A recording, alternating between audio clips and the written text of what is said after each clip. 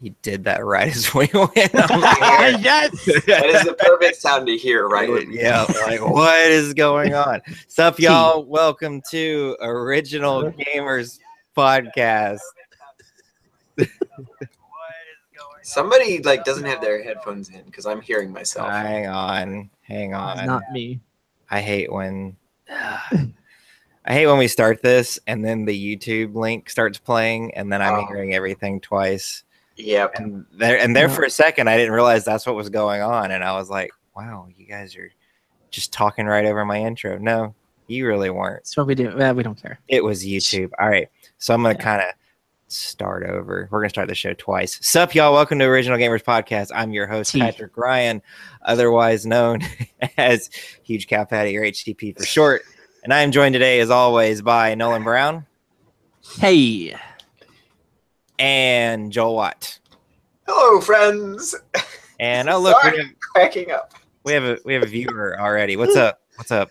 Anafix. It's Anafix. It's our buddy. It's Nolan, your silly inside joke. He's indeed. I can't believe I that. Except it's not tea. It's vitamin water this time, but I have tea in my central barbecue cup. An ounce of water. They should. An ounce? Just an ounce? There was nothing left in that glass because I literally just woke up. I told you. I still have some Dr. Pepper left over. That's true, Dr. Pepper. This podcast is sponsored by Vitamin Water. Yes. If only. This week is a very special episode of Original Gamers Podcast. Then the main show, we're going to be talking about Goldeneye 007. But before we get into that, the reason this is so special is because this is the kickoff of the Rare-athon 24-hour live stream to raise money for Extra Life and Le Bonheur Children's Hospital in Memphis, Tennessee.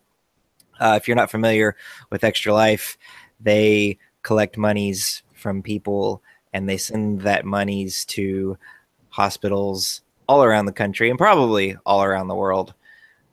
We have chosen Le Bonheur mostly just because there wasn't a hospital near me that was sponsored by Extra Life. And I used to live in Memphis, and I know Le Bonheur's nice. And Joel and Nolan didn't have a problem with Le Bonheur. Yeah. So that's how discriminating we are on Original Gamers Podcast. We just randomly. Even though I think when I signed up, I accidentally hit the one in LA for myself on accident, not realizing. But well, I'm sure they're fine too. Yeah. That's the one I usually do. Just because there we go.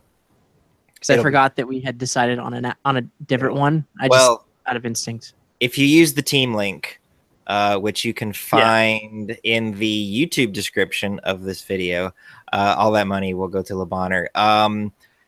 You may be familiar with another video game related charity called Child's Play. Their money is used on video game consoles and software to provide to the hospitals. Extra Life just sends that money directly to the hospital, and it's sent to them as unrestricted funds, so the hospital gets to pick how they want to use that money. I just bring that up because I actually was under the false impression a few weeks ago that Extra Life also bought game consoles, and they don't. They send it to the hospital. So there's no right or wrong way to do this. I'm just bringing up the difference in case you were one of those people like me who didn't know there was a difference. So that's yes. That was good. Barry, put that in.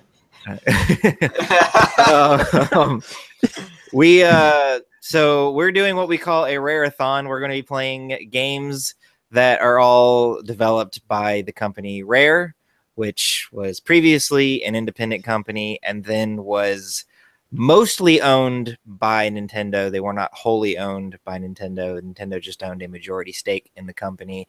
And then at some point, Nintendo was like, we don't want to own a majority stake in you anymore. So Microsoft just came around and flat out bought them. So you're going to see us playing games that were developed for Nintendo consoles. You're going to see us playing games that were developed for the Xbox 360, because that's about the time that acquisition happened. And you'll be seeing us playing games that were developed for really old computers. Are there Xbox One games? in Rare Replay. Well, I mean, Rare Replay is in it, but all Actually, of the game. Supposedly, there's something coming out next year. Yes. So I was looking at what to play. The Sea of Thieves. Sea of Thieves. Yes. Yeah. So that actually looks really, really good, but it's not out yet, so we don't plan that. Yeah. Unfortunately, the game that we're going to be talking about, which was developed by Rare, is not on this collection because it's a James Bond game. It's licensed. It's tied up in all this nonsense. And I'm the only one who owns an actual copy of the game, and I don't have the ability to stream my N64. So you're not going to see me playing this game. I think that also means that unless I go buy one of the Donkey Kong games for my Wii U, you're probably not going to see any DKC either, because Rare Replay is on the Xbox One. Nintendo obviously retains all the rights to the Donkey Kong games.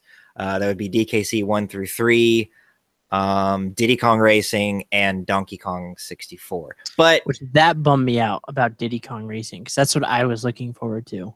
Right. And when this was coming out. And actually, because of Banjo being in Diddy Kong Racing and Conker being in Diddy Kong Racing, you don't see Diddy Kong Racing showing up in Virtual Console anywhere. I think they remade it for 3DS or 3DS, regular DS. Yeah.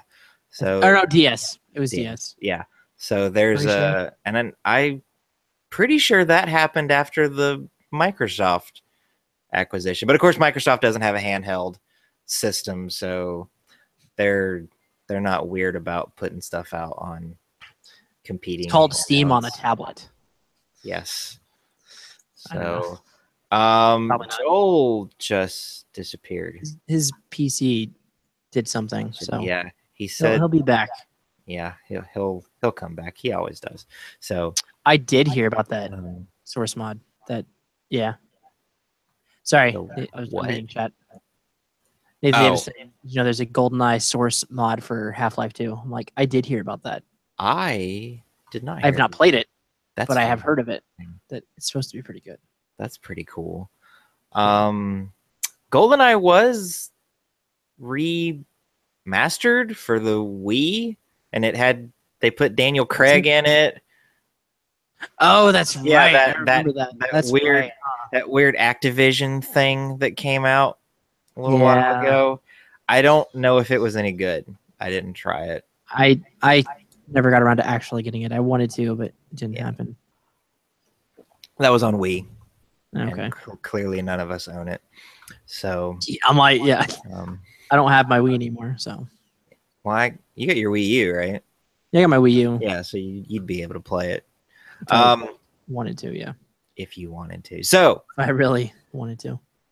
That is what we've got going on here. And as we start every episode, we start it by shooting the breeze, by letting you all get to know us a little bit better, by talking about our personal lives, our hopes, our dreams, our fears. Sometimes we complain about work on here, which I don't do a whole lot because I have a wife to complain to. But Joel and Nolan are lonely people, and they have to come here and complain to you. So, Nolan, yeah. So Joel's back. So Nolan, let's start with you. How's your last 2 weeks been? Well, I've been trying to find two of my friends are getting married. Next to each other? Yes. Okay. Yes, they to each other. Okay. In 2 weeks. So and I'm in the wedding party, so I've been trying to get a suit. That's been the majority of what that was, and I finally got one after much searching. And let's see. I don't know. I mean, work has been kind of annoying because it's basically because one person put in their 2 weeks and their last day was yesterday. And the other person that we have working with us is not available all the time because of our other jobs. So it's basically me and my boss, which means that while I'm enjoying the about 40 hours a week, especially when pay time comes. It's very taxing when, I have to be up at 5 o'clock and then get home at like 6:30. So you get some sweet overtime then, huh? Non-profit, or not for profit. So no overtime, unfortunately. Tax dodgers. I'm just kidding. No. So that, and then what we started doing is with the kids on Tuesday we have I think the science time with Dr. Narwhal, which my nickname at camp is Mr. Narwhal because there's not a lot of animals that name starts with an N, and there's that narwhal song that was on the internet for a while. Narwhals swimming in the ocean because they are so awesome. Yes, I must have missed that one.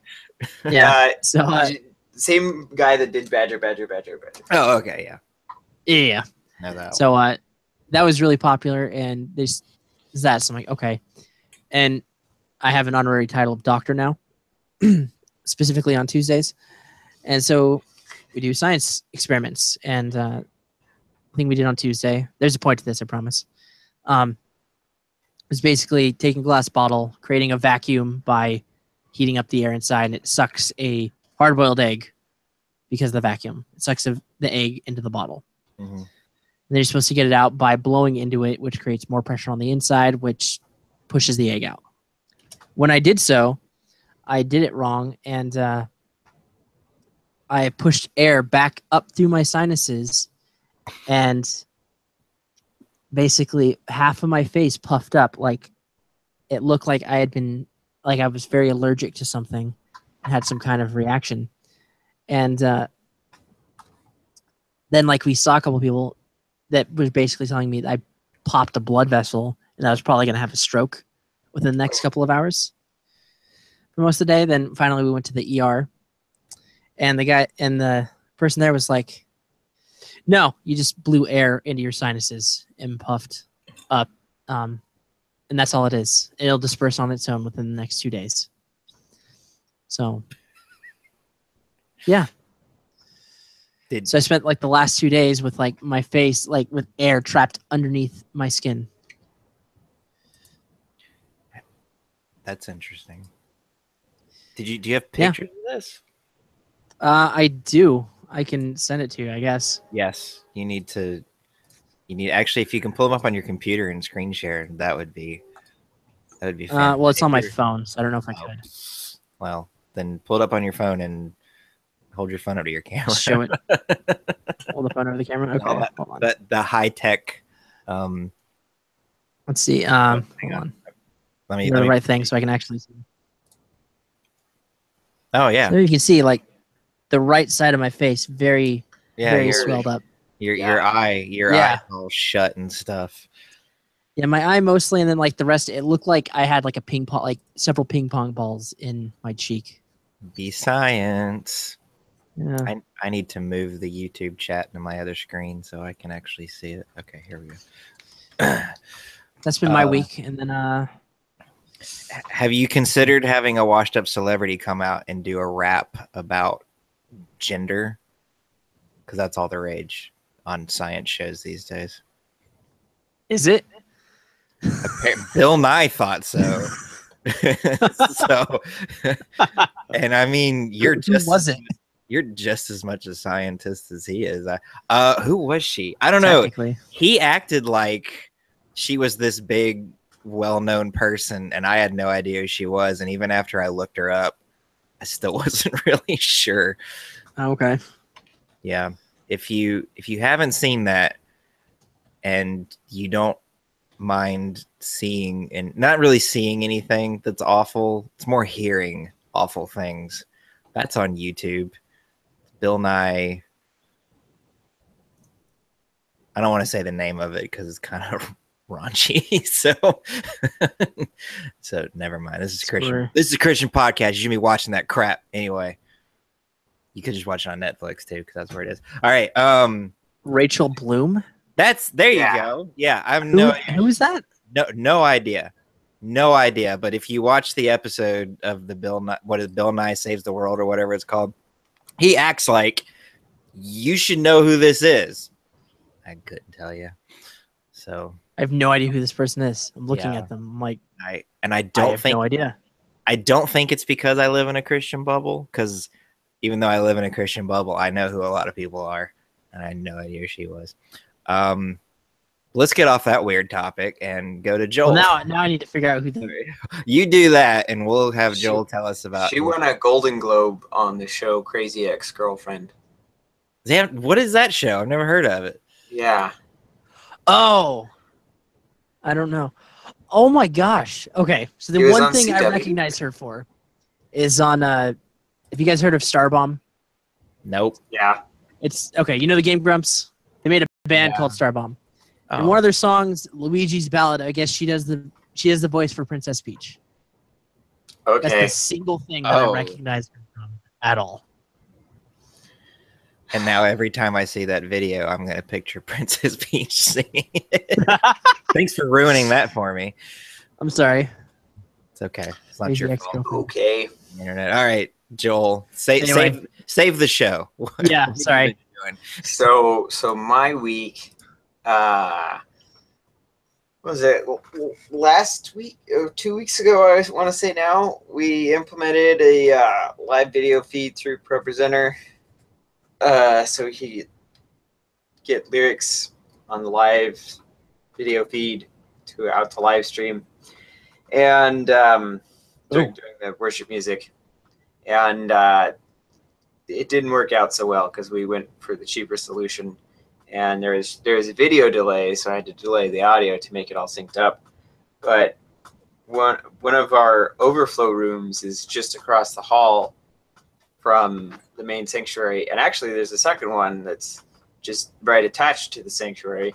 So, like, the delay was really distracting for people who were sitting in those rooms, and so had to deal with all of those complaints, and then convince the admin pastor that it was worth it. I mean, he was the one who brought it up to me, saying this is terrible, and I was like, okay, fine. So I had to convince him to go with the proper alpha keying solution, and which ended up being a lot cheaper than I thought it was, and we should have just done that first. So that was my week. Putting things back to the way they were, and ordering things and now I'm just waiting for things to arrive, hopefully. And yesterday I thought there was an event tonight at church that I had to work, but it's actually next week. But there is an event tomorrow morning that I'm going to be skipping out on because we're going for 24 hours here. Mm-hmm. So yeah, that's going to be fun. Ignoring all those text messages. Yeah, I should put my phone on silent. I realize it's still. Joel, help! Something's wrong. Yeah, no, our normal sound guy is there, so he can usually handle everything. That's good. Unlike with me. Yeah. The only thing he's not super familiar with is the live stream setup. And yeah. So when my shift is over, I might have to run over there and set things up and then come back here. Right. So sweet. I have been watching Hurricane Irma. Oh, yeah. Quite closely. When I looked yesterday, it was still projected to be quite a bit further east of me. I mean, I'd probably get some tropical storm force winds and rain, but when you grow up in Florida, that's like pansy stuff. I was gonna say, isn't that like just Tuesday? Yeah, it's just whatever. Yeah. But this morning, actually not this morning, a couple hours ago, I looked, and the newest projection, according to the Weather Channel, is that it has shifted a little bit to the west. Not close enough to me that I'm worried about it, but it is something to be looking at. Excuse me. There's my burp for the stream. So yeah, there's that. I do have family in Miami and Melbourne, Florida, which is kind of close to Disney and Universal Studios and all that stuff. I'm pretty sure the family from Melbourne left to come up this way, but I think my crazy aunt in Miami was like, no, bolt everything to the ground and stay. So, and Miami is going to be the most impacted. Right. I'm pretty sure last time I looked, there were no forced evacuations in Florida yet. I could be wrong about that. I don't know. So anyway, watching that, and if you're watching this, and I said something about this on the main CrossForge Gaming Facebook page. If you're watching this and you're like, man, I'd rather give my money to some hurricane relief, go do that. You know, we're not greedy here. If God wants you to donate to sick kids, then you should do that. If God wants you to donate to hurricane relief, then you should go do that. If God wants you to donate to monkeys who are heroin addicts because they live in a laboratory, then go do that. That would be intense. Yeah, sure would. Have that link up? No, I haven't looked into that. Okay. But also, if you are gonna donate to heroin addicted monkeys, please research the charity before you just give them your money, because a lot of these charities are just to take your money and are not actually donating to anything worthy. So, you okay, Nolan? Yeah. Oh, yeah. I'm good. All right. Good. All right. Enough of that. Let's talk some Goldeneye 007. So the developer for this is, of course, Rare, the theme of this weekend. I should probably get those notes. Sorry. Don't mind me. I was actually, Google Drive will tell you who's in there and who's not, and I was noticing you weren't. And I was like, for whatever reason, I was thinking we were doing the podcast part like tomorrow morning.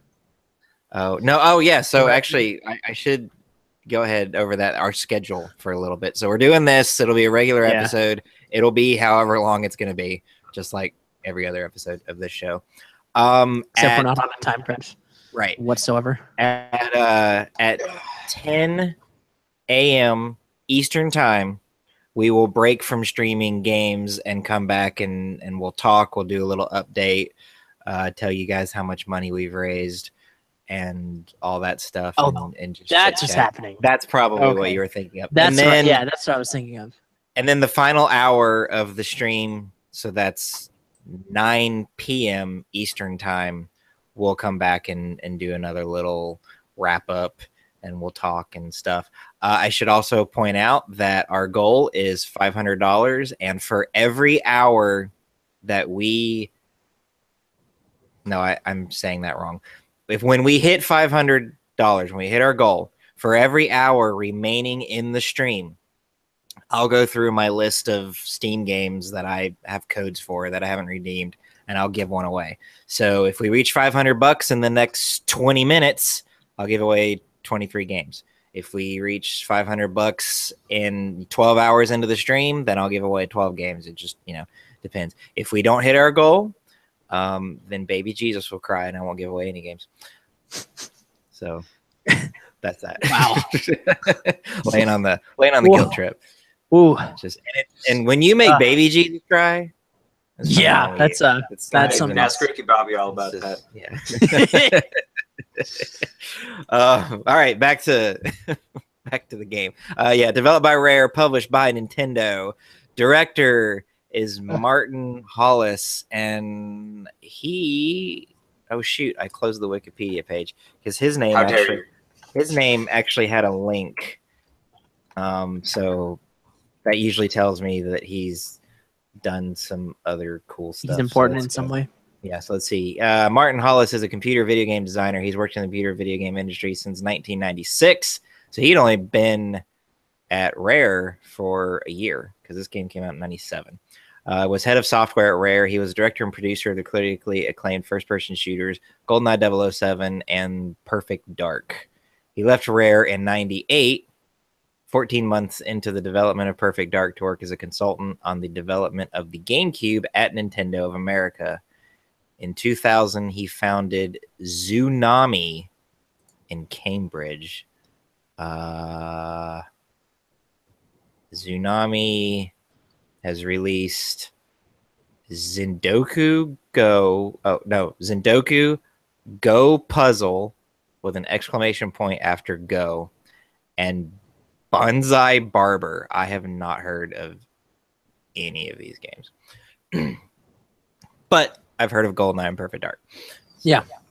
That's what matters. It's nothing to shake a stick at. Since this is a Western developer, we're not going to be stumbling over saying names, but I'll divvy it out anyway. Nolan, can you take the 3 designers? Sure. Carl Hilton, Adrian Smith, and B. Jones. B. Jones. That's how it is. Okay, I'm like, yeah, that's how it is in Wikipedia. Okay. I don't know who B. Jones is. Jones. Joel, you want to hit the writers and composers? Judy B. Jones. Never mind. Sure. The writer is David Doak, I believe is how you pronounce that. Sure.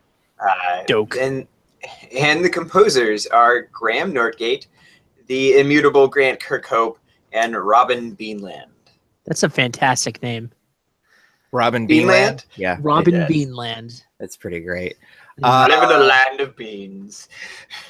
I did not know this until a couple of days ago. Grant Kirkhope did the soundtrack to the very weirdly titled Mario plus Rabbids Kingdom Battle that just came out for Switch. Yep. Yeah. And I've been hearing a lot of really good things about a game about Mario and the video game version of Minions shooting each other. Yeah. It's I mean, Yeah. it's hard to mess up the XCOM formula. yes. So I have actually not played an XCOM game, so I don't have any. That's supposed to be XCOM. it's an RTS, but it's Mhm. like it's a shooter RTS as opposed to like Fire Emblem or Final Fantasy Wow. Tic Tacs. So, Yeah. You just said Final Fantasy Tic Tacs. Yes, it's a joke. Yeah, I was like, he's I know. quoting the. I just wasn't sure Weakness. if you meant to do it or Yes. not. Okay. I had the same thought. And I'm like, wait, no, that's. I think Gerard said that. Yeah. No, it's Proton John. He got okay. it from Proton Mm. John. Gotcha. Actually, it's a pretty common joke. You can Google Final Fantasy Tic Tacs, and you'll find a package of Tic Tacs with the Final Fantasy Tactics logo on it. Pretty fantastic. Yes. Man, this of course exists in the James Bond universe, and Ian Fleming was the creator of James Bond novels, not the creator of. This isn't really a series of video games because there's just the one. I mean, yes, there are other James Bond games, but This is the best one. this is the best one. The other ones don't matter at all. You know, at the same time, you go back and play this. It's pretty painful. Like I played this last year. I'm like, wow. It's. Yeah. I mean, it's rough. most N64 games going back. I'm like, I loved this game, but my God, this is ugly to look at. Yeah. It's like, wow. So speaking of Yeah. that, real quick, the game, Wikipedia only had one release date. It's on N64 on August 25th, 1997. And as we said before, because it's a licensed game, the likelihood that you're ever going to see it anywhere else, except for that weird Wii thing that Activision made, where they replaced Pierce Brosnan with Daniel Craig, and how can gave it you motion controls. How can you do that? I don't know. It's weird. Yeah, so Science. the game hasn't really appeared anywhere else. I was going to say something. Oh, yeah. So speaking of so this game is on N64. So it graphically it hasn't aged and actually it probably just hasn't aged well at all. But we're all No. a Yeah, the bunch of controls are clunky. It's- but we're all a bunch Yeah. of giant man children who look fondly on our teenage years and our. Were you a teenager yet, Nolan, when this came out? No, I was 6. Okay, so our very No. so some of us are very preteen years. We look on them fondly, even if even if The word you were looking for is childhood. Yes, that's it. Childhood. I couldn't find it. I mean, it's like Ocarina of Time. It's the same thing. Like, except I would much rather play that. Yeah, except Ocarina of Time is actually still good. Goldeneye. I would argue that its controls are clunky by standards. Okay, yeah. But it's still a good game. Despite the controls being clunky by today's standards, I am so used to it that I'm comfortable with it. Yes. Exactly. Right. So, but where I'm headed with this is, we play the game, we had fun, even though, like, especially when you're playing multiplayer, and let's say, like, you had a whole bunch of explosions going on, the frame rates would drop to, like, maybe 10, maybe even lower than that. I don't even know. But we still had anything fun. Less than 20, you'd notice. Yeah. But we still had fun. We still liked it. And unless if you picked Odd Job, in which case you suck. Yeah, you should feel terrible about yourself. But I heard an interview with someone who's at Rare now, and they were talking about this game they've got coming out, Sea of Thieves, which is going to be on Xbox One and PC, and they were talking about how they want the minimum specs for the game to be really, really low. Because right now, I think if you're in the Xbox One preview program, you are sort of automatically in the beta for this game. And there were people talking about how, they want to play it on PC, but they don't have like a beefy machine, and that they wouldn't care at all if the frame rate dipped to something that somebody like me would be like, no, this is completely unacceptable. But Rare has listened, and they're like, well, I mean, if people are just enjoying the game and they don't mind if the frame rate dips really low, then sure, we'll make it run on some potato of a computer. And at first I was like, that's just crazy. But then I got thinking about Goldeneye. I play that, and that frame rate is awful. So yeah, I guess I know where they're coming from. So NFX actually brought up a pretty good point. He said, did anyone even care about the frame rate drops back then? And I was like, yes no. I mean, like it was an accepted thing. Every game slowed down at some point. It's like I remember playing Zelda, and it's like, man, there are too many. You had too many moblins on screen, and they're just shooting. It's just like, woo. Yeah, and like, which actually was cool because it's like, look, it's the Matrix. Yeah. You actually had time to think about what you're doing and plan your route for a few seconds until a couple of the arrows went off screen and the machine caught back up. Exactly. Yeah. But back then, all the gaming magazines, which came on this ancient technology known as paper, they were all about the polygon count. That's what everybody like. The N64 has this many polygons, and the PlayStation's got this many, and the Sega Saturn is a 2D console and fakes it, but we're there anyway. That's how that went. And then then when the 360 came out, then it was all resolution, and now I feel like the thing is frame rate. That's the thing that people are. I mean, like, which is weird because both Sony and Microsoft are really on this 4K kick. But what I see people arguing about is frame rate, and which is stupid because, like, for me, honestly, if something runs in 30 frames, I don't care. That's fine. Like, Dark Souls plays at 30 frames, which it's like, arguably you should have 60, like as many frames you can get with that, because right. I'm with you. I think 30 frames is perfectly acceptable, but if we're talking about, would I rather have 4K 30 frames a second or 1080p 60 frames a second? I would take 1080 60 frames. I would take that. Absolutely. I don't need 4K. I honestly can't tell much of a difference between 4K and 1080. So I mean, I'm sure if you had a 1080p and a 4K screen right next to each other, I could probably go, that one's the 4K, but isolated from each other, I don't. Oh, no way. No. Exactly. Yeah. It's like I'm like I don't give a crap. I don't care. Like it looks really nice. So, Good job. We have someone. However, we have some Nathan Davis, which I want to give him a shout out. He was our first donor. He gave us $25, so thank you, Nathan. He's asking us what this heresy is, so he must be all about that resolution. probably. But you know what? All about that res. All You know about what, that res. About that Nathan? res. We have this is our show, and we get to say what we want, and you're just a viewer. So, if you want This is my opinion. if you want, you're free to disagree with it. right? If you want to spread your resolution propaganda, go start a podcast and do that. No. Nathan knows. I've actually met him. He that weekend that me and Josh went and visited Jimmy in Tennessee. Nathan, because he doesn't live too far away. He came by and hung out. So he's a good dude. All right, enough of that. Hey, real quick, nonsense. Sure. where's the link for the to donate? Just curious. I didn't see it down there. Is it not in the YouTube description? I don't see it. Uh-oh. I might just be stupid.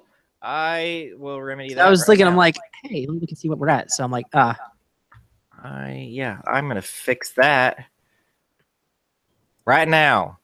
okay. Right now. So while I'm doing that, can y'all talk? We don't like dead air around here. Talk. All right, so Talking. So Loud noises. we've covered pretty much all the credits except for I wanted to mention a little bit of trivia about the release date. So this came out August 25th, 1997, which was a year and a half after the movie came out in theaters, which was November 17th, 1995. So it's very unusual for a licensed game to be released so much later. They usually come out about the same time. A while ago, it was actually like weeks ahead of the movie, licensed games would come out, and people realized that that's kind of spoiling the story a little bit, especially movies like Star Wars. So like eventually, like developers realized and publishers are like, hey, this is probably not a good practice to release 2 weeks ahead of the movie. So now it's same day. Like movie studios have that control over their licenses. So they're like, hey, same day now. I remember when Lego Star Wars The Force Awakens, I think that was actually 2 months after the movie came out. But gosh, there was another movie game recently I can't think of now that came out same day. Didn't want to spoil the story. But I remember when Star Wars Episode 3 was out in theaters, the Xbox and PS2 game had been out for almost a month. And people with the theater I went to, because we all thought this is the last Star Wars movie ever, so it's a big deal. And so the theater I went to had a big old projector screen set up with the game playing on an Xbox, and people were playing in versus mode, and it kind of ruined the whole fight scene in Emperor Palpatine's room, his office, because that's where everyone was playing. And like, you'd never seen a lightsaber hit glass before, so we didn't know that it would shatter. Like, I was just assumed it would melt it.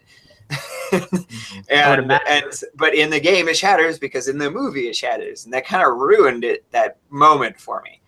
And so good on you publishers nowadays for doing it the same day, but this was year and a half later. Yeah. So it's very bit of weird trivia. And I think Rare had a bit of opposition from Nintendo, I want to say, because this was so much later. I think the development team had opposition from inside, actually. People at Rare were like, this is a bad idea to go after a licensed game so much later. And there was lots of delays, was another reason. So, but they got it done, and it was considered to be the greatest shooter for a long time. Yeah. Indeed. And if I remember correctly, how this game even happened was Nintendo had the James Bond license and just didn't really know what to do with it. And so they went to Rare and we're like, hey, we've got this license, do something with it. And Goldeneye happened. So that and I'm not really sure why Nintendo wound up with the license. They don't early in, back in the NES, they had a lot of licenses for stuff and we're trying to make licensed games. Although, did that Popeye game ever come out? The one that turned into Donkey Kong, I think it is. There is a Popeye game for NES, but it's nothing like Donkey Kong. Okay. So it's certainly not like it's unheard of. But it's just licensed stuff is not something that Nintendo usually handles. So I'm not entirely sure why Nintendo wound up with the James Bond license. Actually, I need to correct myself. It's a little bit like Donkey Kong. Okay. But so it's interesting, but good golly, I'm glad they did so, because we got a really good shooter. This certainly isn't the first time a first-person shooter had come to a console, but it was the first time that a first-person shooter had come to a console, and it wasn't awful. Yeah. It worked. They made a way for it to work. In fact, if you had... Okay, correct me if I'm wrong. I know this is a feature in Perfect Dark. If you had two controllers, you could play twin stick, the single-player campaign. I have no idea if that's true. I don't know. I have heard that you could play the Star Wars Episode 1 Racer twin stick, but I've never been able to get it to work. Yeah. But now it was very limited, because if you remember the shape of the N64 controller, the only buttons you had easy access to holding it that way would have been the analog stick and your Z triggers. I guess you could awkwardly move your right thumb over and hit A and B, probably, but you weren't going to be able to hit any of the C buttons, and you definitely weren't going to be able to hit the two shoulder buttons from there. Have you ever seen anyone who plays like this? Yeah, I had a buddy who played like that, and I don't understand. And I hear, like, the argument is, how do you hit the Z trigger? It's like, oh, you just reach it with your middle finger. Well, my hands aren't big enough to do that. I don't have monster hands. So like, I'm 5'6", okay? Like, I don't have big hands. Maybe Nolan's tall enough. Maybe he could do it, but I don't know. I don't have an N64 controller to test it with. Yeah. I don't know. Maybe. Yeah. So I feel like I'd still have to reach. But yeah. It's super awkward. Yeah, it looks weird too. You look like a weirdo. Not that I know that. Oh gosh, like you would strafe left and right with the C buttons. So the C button is essentially acted like the right stick does now, and actually that's why the C stick on the GameCube is So you could look up and down, and you could strafe left and right. But you still had to hit the face buttons A and B to interact with things. Or I don't remember what was in Banjo-Tooie. B is your melee attack. I don't know. Well, also developed by Rare. In Goldeneye, you had to actually melee was in your weapon wheel. Oh, okay. Because I'm pretty sure how it worked was like if you imagine like under the hood, you can't see it on the screen, but if you imagine that your weapons are in a wheel, A moves the wheel one direction and B moves it the other direction. You just don't have a. And again, I don't know if this was in Goldeneye, but I'm pretty sure it was in Perfect Dark. There was a way you could pull up that weapon wheel on the screen so that you could go right to the weapon that you wanted to instead of having to cycle through. B. Yeah. So I don't remember if that's a feature in Goldeneye. In a lot of shooters, you can do that. Obviously, when you're playing live, you would have to pause the game to do that. And I don't know I guess in a multiplayer match, it would pause it for everybody, which is super annoying. So I don't know if that's disabled. Oh yeah.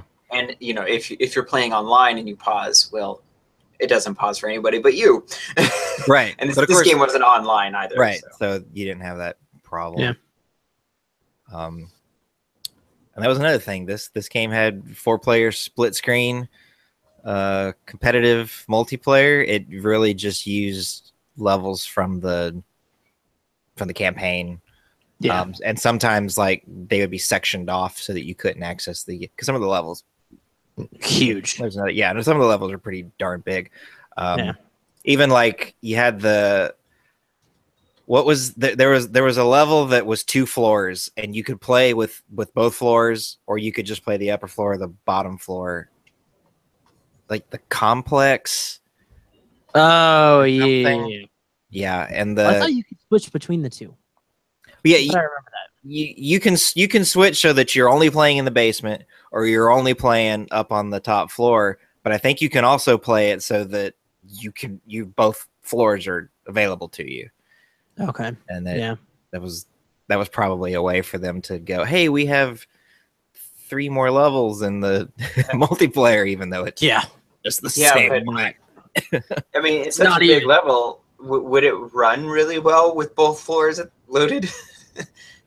I don't remember it running any better or worse than any other level in the game. But of course, the popular level was the facility. Yes. Which was the bathrooms, which later appeared in Perfect Dark as the Felicity. I heard that was because they weren't allowed to name it the same thing because of licensing issues. That sounds like, I mean, like, who owns the word facility? But if it's the same exact map. Like, it is the same exact map. Yeah. They just renamed that it. Would be like Battlefield making a Nuketown. They couldn't call it Nuketown. Like yeah. Oops. That's true. They'd had to call it. Did you disappear, Nolan? I did. I don't know what happened. All of a sudden, it come Baseman join the call. Like, I'm like, where did I'm like, I don't have the tab open, so I didn't even notice. I'm sorry. Yeah. I was on IMDb and I have the document. Sorry. Yeah. So when I talk to you guys, I'm not actually looking at you. maybe that would help me if I didn't have this video thing up. I wouldn't be staring at it the whole time. Yeah. Oh, here we go. Anifix says yes, it's called the Complex. It returned in Perfect Dark, and it was modded into other popular FPS games on PC. Nukeberg. Of course it did. Which that makes sense. Actually, Nathan Davis mentioned earlier that there's an entire the game was made entirely in Source through Half-Life 2 mod. Yeah. So that's pretty cool. If you prefer, keyboard and mouse controls from the late 90s as opposed to controllers from the late 90s. Actually, Half-Life 2 is early 2000s, now I think about it. That sounds right, yeah. Half-Life 1 was late 90s. It was like 98 or 99, something like that. So I didn't own this as a kid, but I knew other people who did. When I was growing up, and I think I've probably told this story before, the first teen-rated game that I ever was allowed to buy, because I grew up in not a super strict Christian home, but a very cautiously strict. Is that a term? I don't know. It is now. I just made it one. Cautiously strict Christian home. The very first T-rated game was actually a Rare game that I'm sure I will play on this stream eventually. Jet Force Gemini. But so I wasn't allowed to have Goldeneye, but my pastor's family had it. Yeah. So we would go over there all the time and play. And of course the youth group would be over there and we'd play it. And you do the whole winner keeps his controller, and if there's one person out, then it's just the loser trades his controller. If there's 2 people out, then 4th and 3rd place trade, and so on and so forth. And there was this kid who actually lived across the street from me.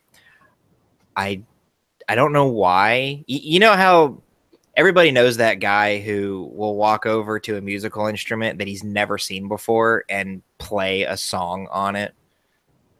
This kid was like that with video games. He'd pick up a controller to a game. It could even be to a game console he'd never even seen before. And he wouldn't just beat everybody. He would beat everybody very, very, very badly. And so he was usually the kid who got to keep the controller the whole night. The good controller. And so it would turn into really just the three of us trying to kill him, which really only served to increase his score because then we were around him far more often than the other players. So as you work together. Yeah. So together to die faster. Which you could do in that game because you could screen watch, and I don't personally have a problem with screen watching. I think you're skilled enough to watch what everybody else is doing and still play the game. They go for it. I don't.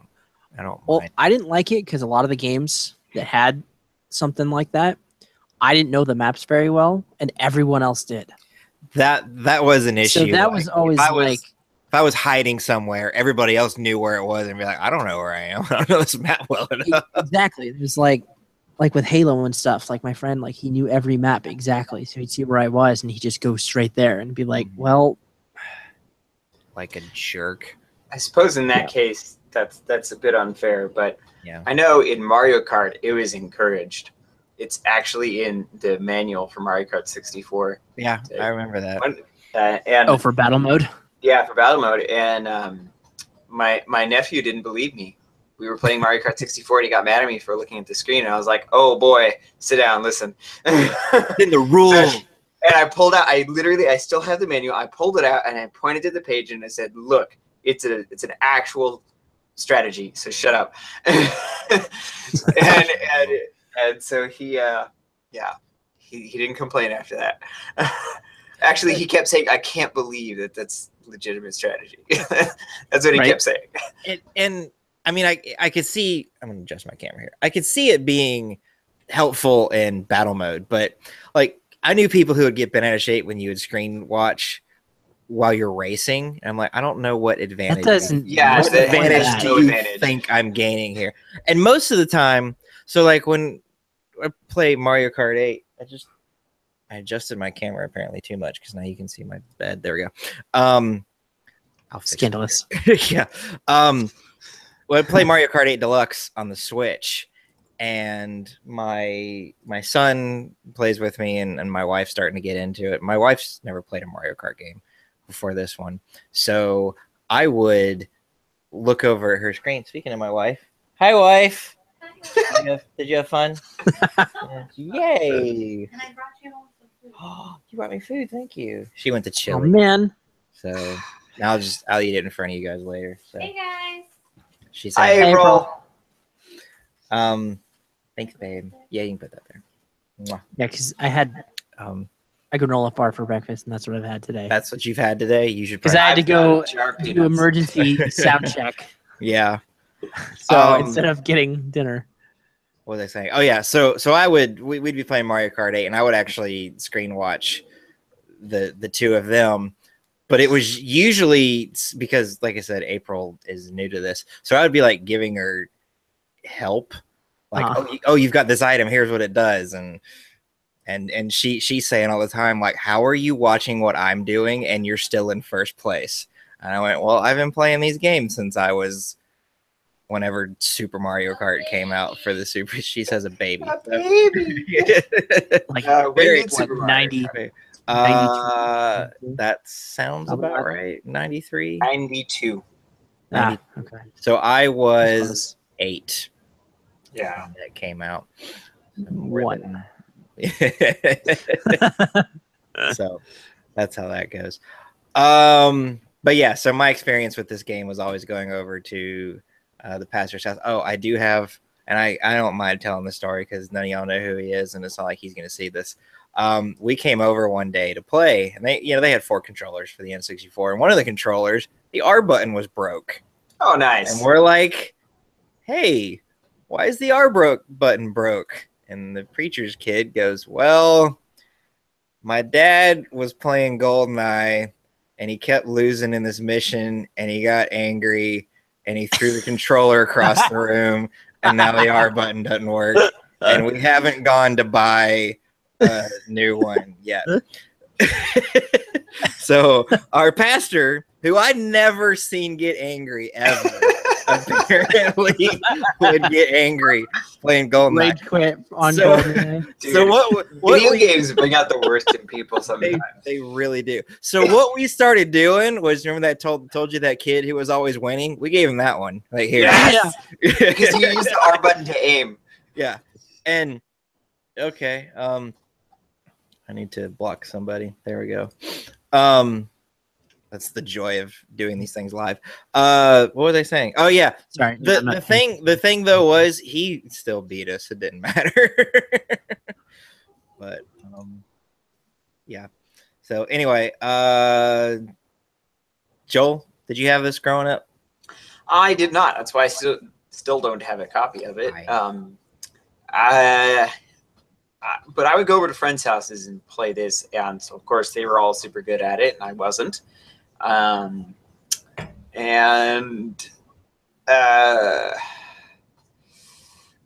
I do have a funny story.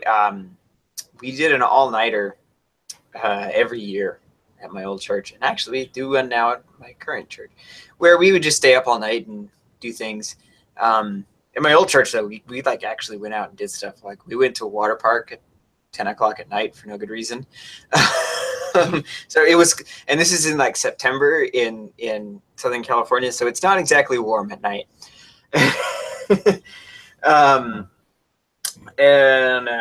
So yeah, we go to a water park, and then whatever. So we played up all night playing video games. We stayed up all night playing video games, and so I brought my N64, and we played Super Smash Brothers for hours, and then I got tired, and somebody else had brought their N64 games because they knew I was bringing my console, and so they're like, "Hey, we've got Goldeneye." I was like, "All right, fine, have fun."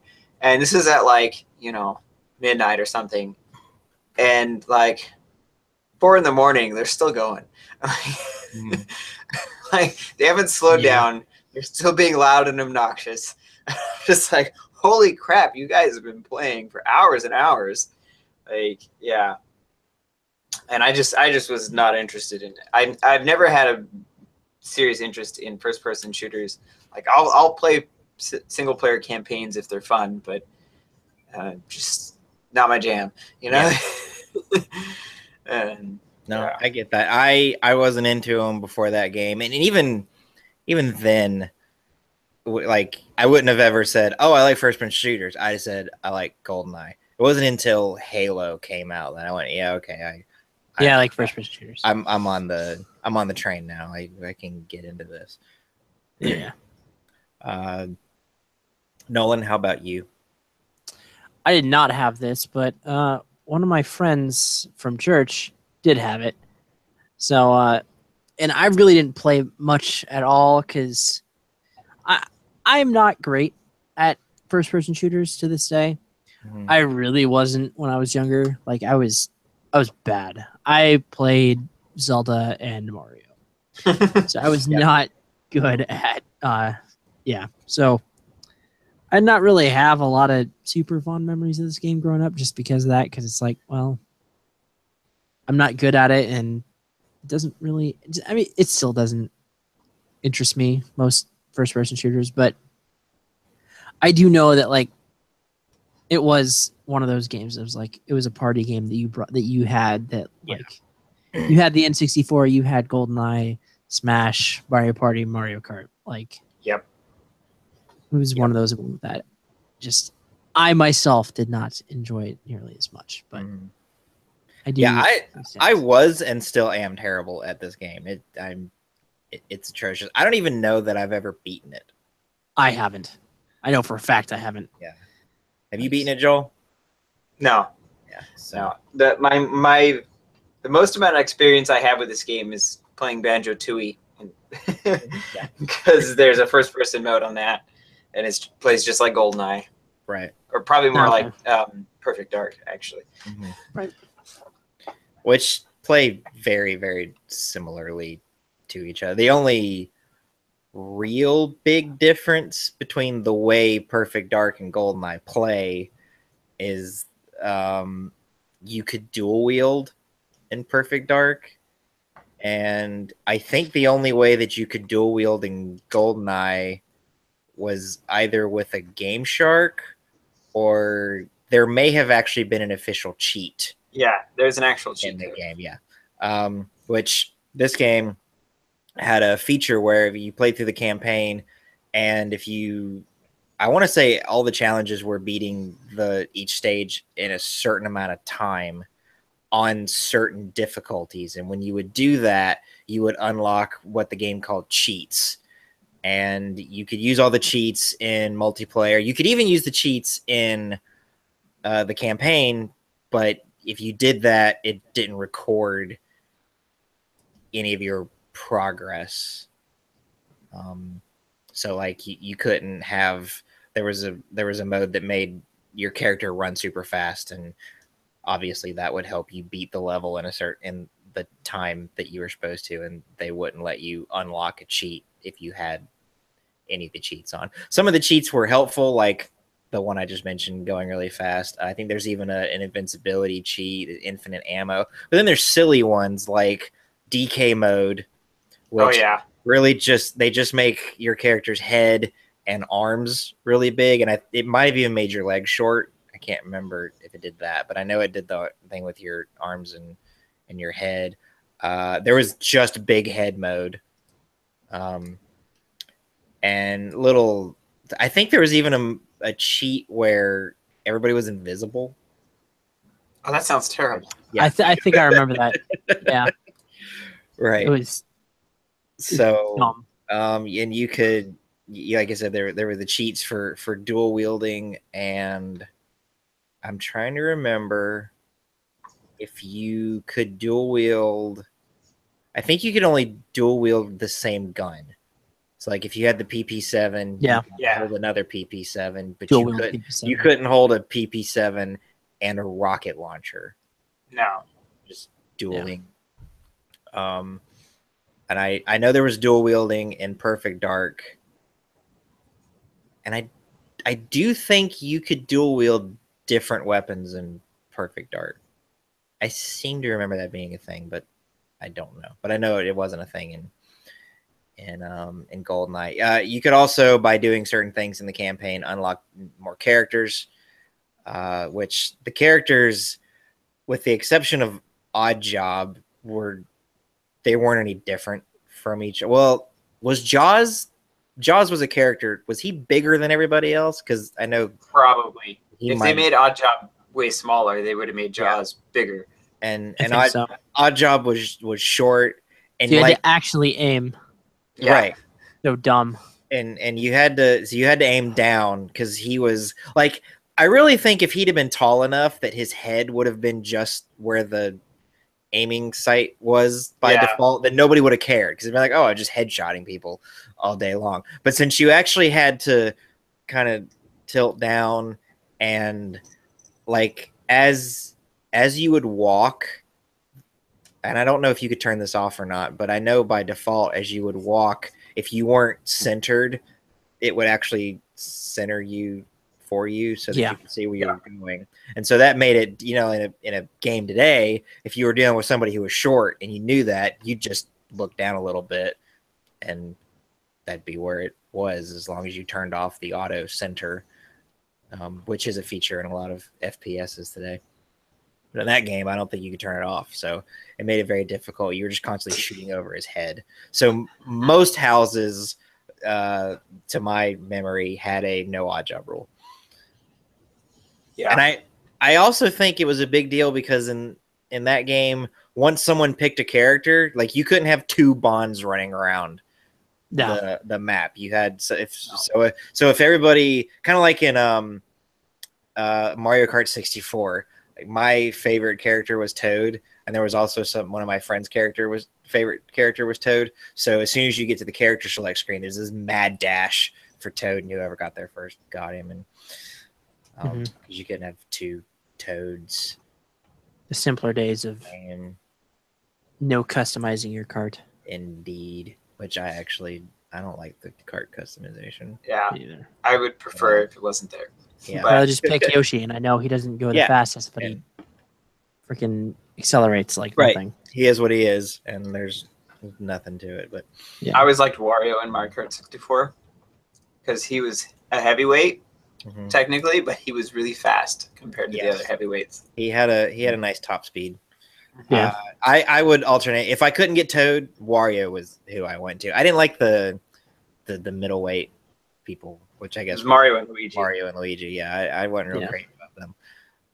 And I preferred Toad over Peach and Yoshi for the simple fact that I didn't find his voice to be as annoying as Peach and Yoshi's. Which is funny when you think about it. Well, Yoshi didn't even talk in that game. He just made those he just made noises that he did from Mario World. The Yoshi noise, when you jump on him. Yeah. So he didn't. So Yoshi Toad didn't has get the a most voice. annoying. Toad is the most annoying voice ever. Well, now remember in Mario Kart 64, his voice was not 40-year-old smoker Toad like it is now. He was much more childish. And you know, I make fun of his voice now.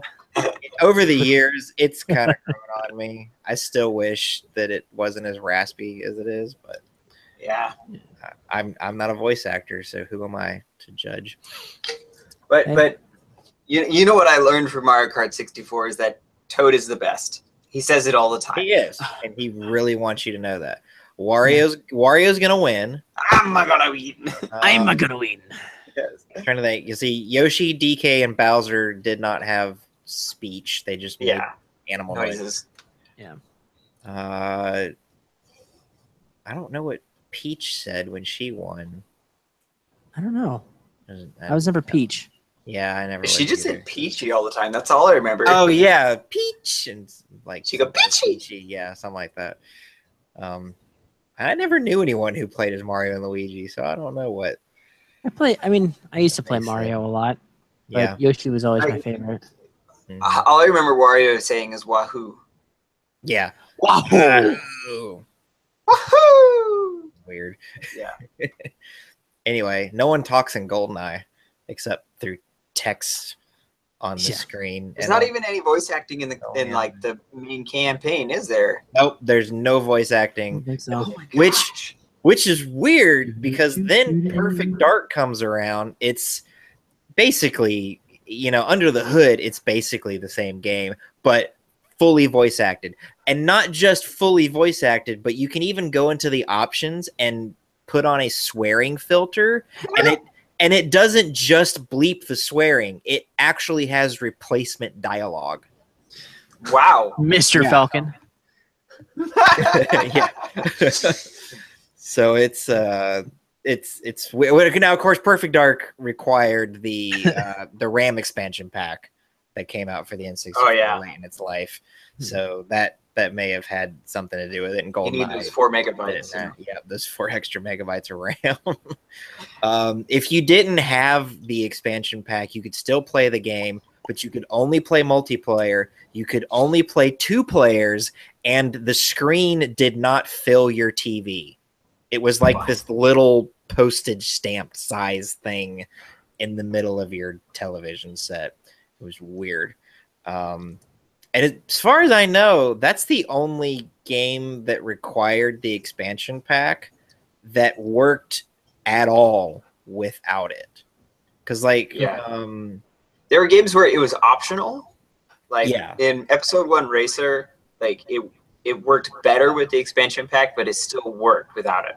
Mm-hmm. But Donkey Kong 64 required it. Didn't it? Yeah. So did Majora's Mask, and it would not boot without it. It wouldn't boot at all.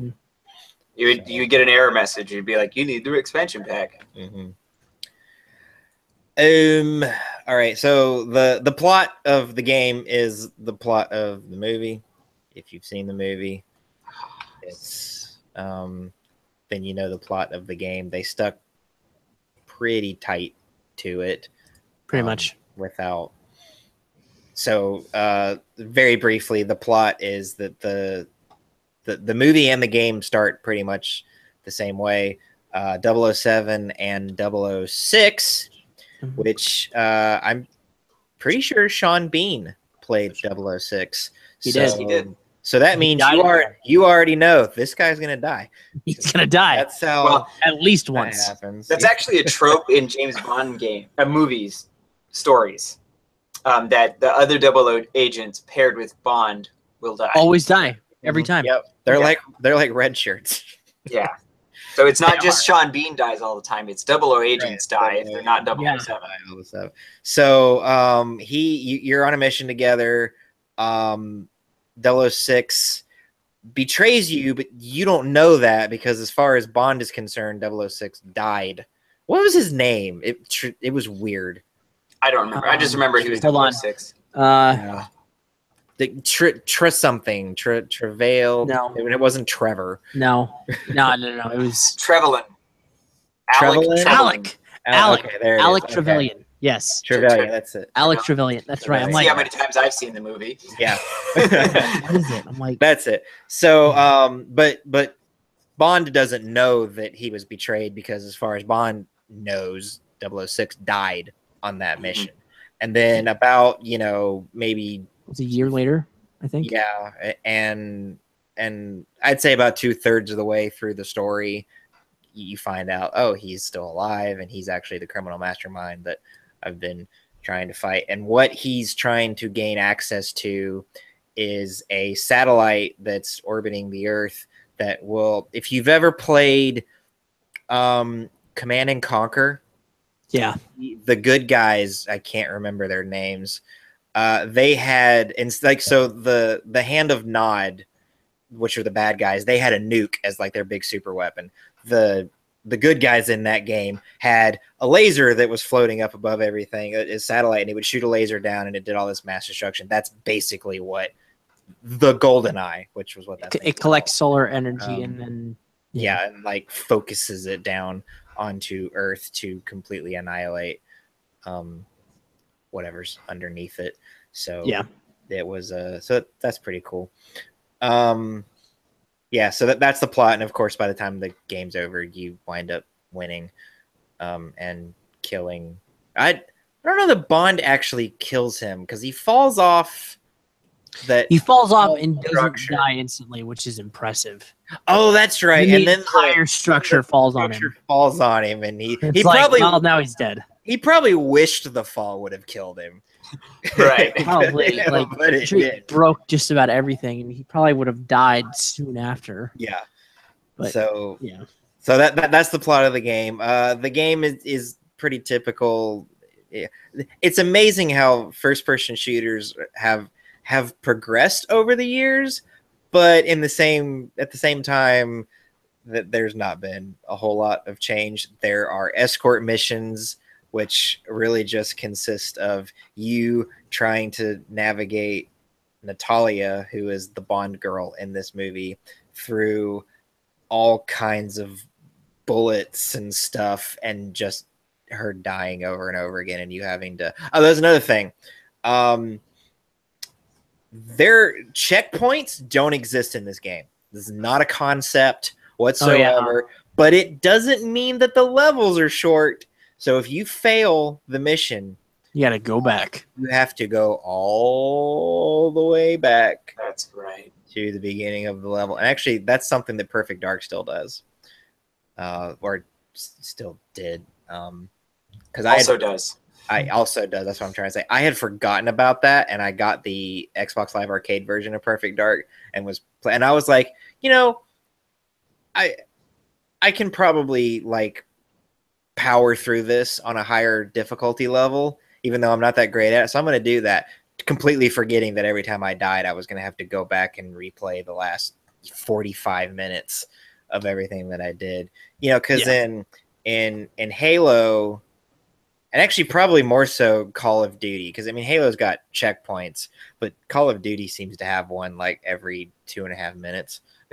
So anytime you die, the punishment isn't really that great because you're not having to do a whole lot over again.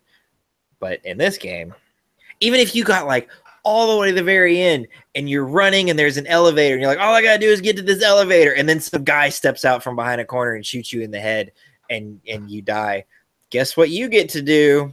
hope you enjoyed that level because you're gonna play it again. Like, what was that one level? It was like a secret level you unlock. It was Yes, like there was stupid hard. It took place actually Like in a pyramid or something. Yeah, there were 2 secret levels, and they were scenarios from other Bond movies. Is that what it was? Yeah, this one. I think that's why Odd Job and Jaws are in it. Okay, I was gonna say, I'm like, neither of them were in. Yeah, because they weren't in Goldeneye. Well, they both died. Oh, you know what? So You're right. The one I'm thinking of, like that, it was probably Moonraker, because they had laser weapons, which Jaws was in. Yes, that's why the lasers are in it. That's right. Yeah. And I don't know which movie Odd Job was in, but he was in Goldfinger.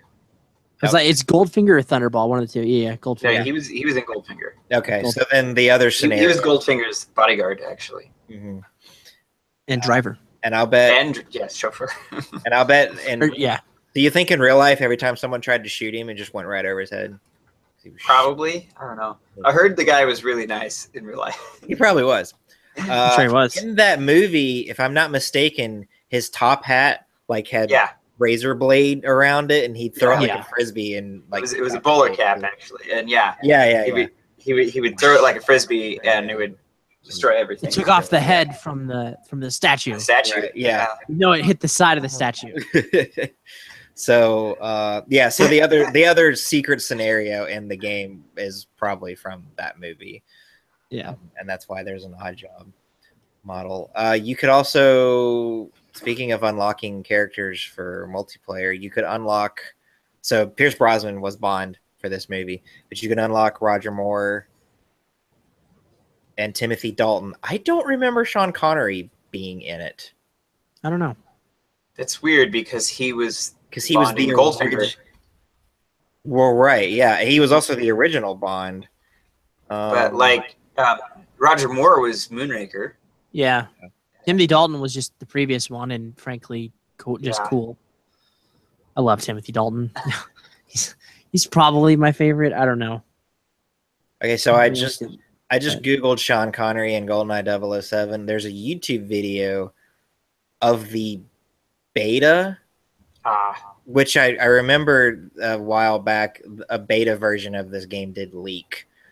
So Sean Connery's in the beta, but I wonder if like they couldn't get the rights to his likeness, which makes sense. Sean Connery's kind of a big deal, or was back then. I guess he's retired now. I guess he made what was that? League of Extraordinary Gentlemen. He was in that. He hated that movie. He hated that movie. Like, I'm done. I quit.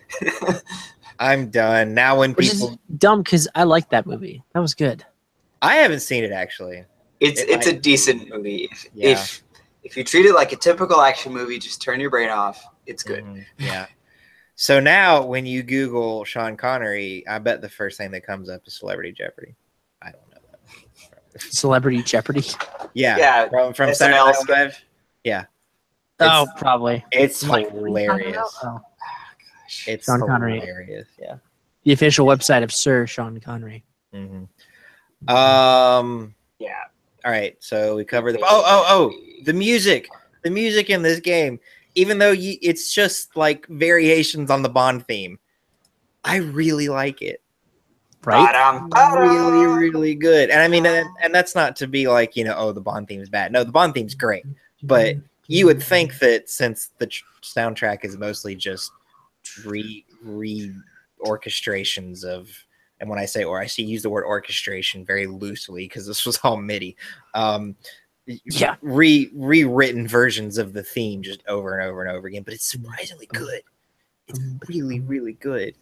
I bet Grant Kirkhope had something to do with that. Probably.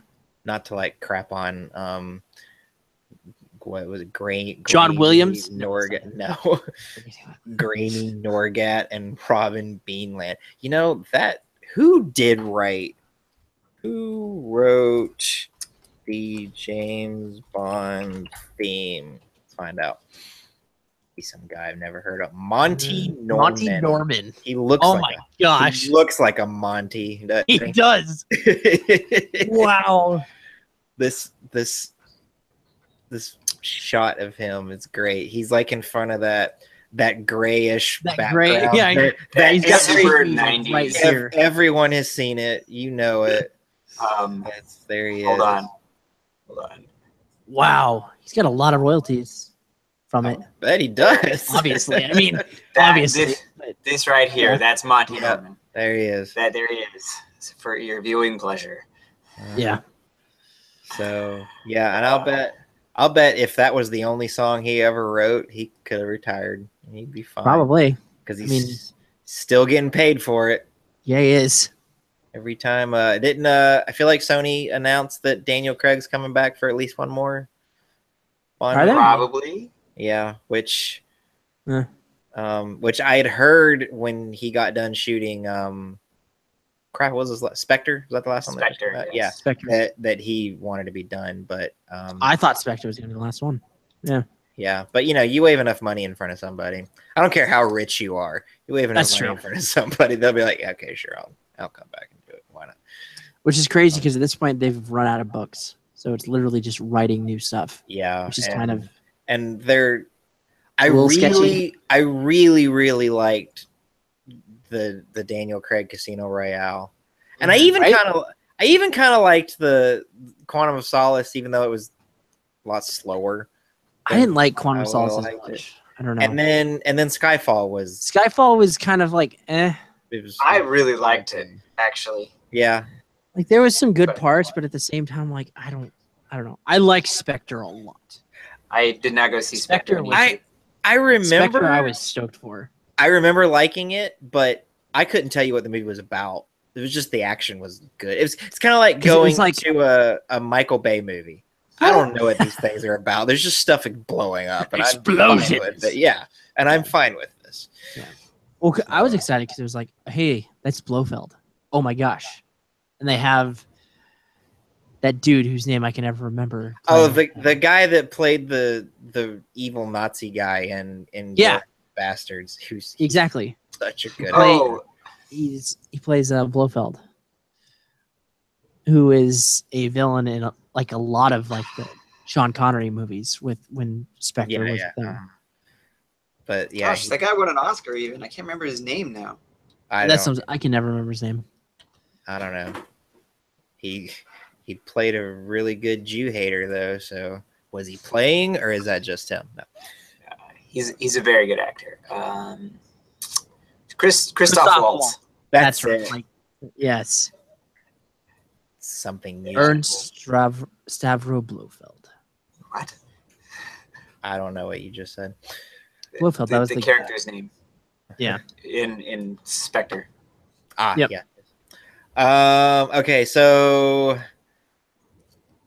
need to be moving on here. I know we don't have a time limit, but we're going a little long. I will go and throw out. I think we mentioned before this was the first-person shooter on a console that wasn't bad.